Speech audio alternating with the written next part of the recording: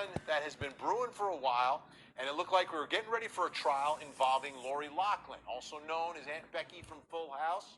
And all along, her and her really rich husband were fighting these charges tooth and nail, trying to get them dismissed. Well, today, apparently, they struck a deal. Ted Rollins has the details.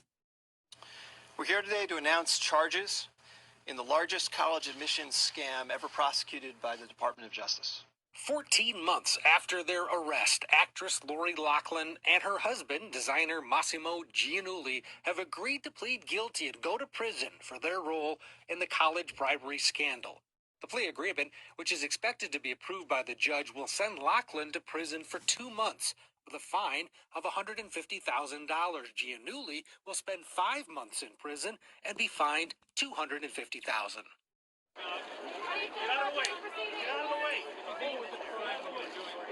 Prosecutors allege that Loughlin and Giannulli paid $500,000 to get daughters Olivia Jade and Isabella into USC. The plan, orchestrated by mastermind turned FBI informant Rick Singer, was to pretend the girls were accomplished rowers. These photos of the girls on rowing machines were part of the government's case. In a statement released this morning by the Department of Justice, U.S. Attorney Andrew Loughlin said, "Under the plea agreements filed today, these defendants will serve prison terms reflecting their respective roles in a conspiracy to corrupt the college admission process and which are consistent with prior sentences in this case. We will continue to pursue accountability for undermining the integrity for college admissions." Loughlin and Giannulli were 2 of 50 people arrested last year in what was named Operation Varsity Blues. They are the 23rd and 24th parents to plead guilty, joining fellow actress Felicity Huffman, who served 11 days in a Northern California prison. My advice is to recognize in the totality of her life, 2 months inside of a minimum security camp is a blip.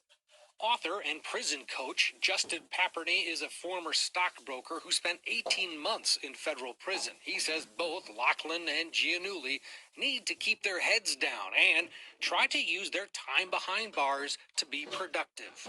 So he has a wonderful opportunity in front of him to make this 5 months or 2 months for Lori a productive time, or it can be a miserable time where their sentence feels like, 10 or 15 years. She could be a target, look to get exploited by some of these prisoners who may be jealous of her success, her fame, her wealth, the brevity of her federal prison sentence.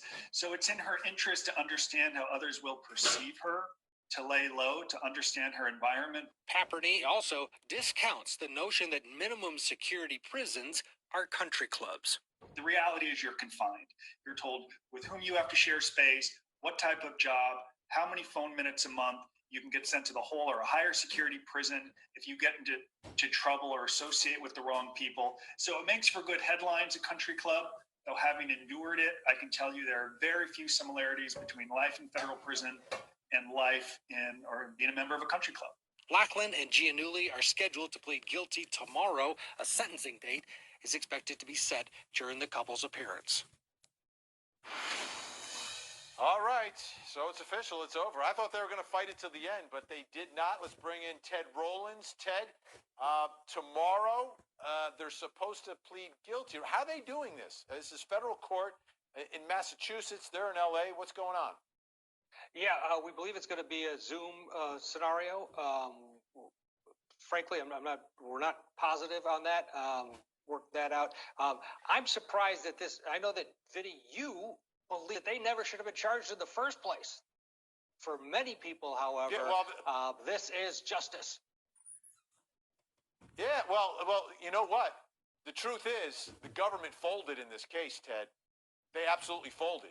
I mean, she's getting only 2 months. And there was an interesting little note in the plea agreement where they said, this is the first plea offer. They made sure they put that in the plea agreement because there were reports that the initial plea offers were like 2.5 years. And some of the people that pleaded early on that initially had the same charges got 15 months. So now they've got additional charges piled on.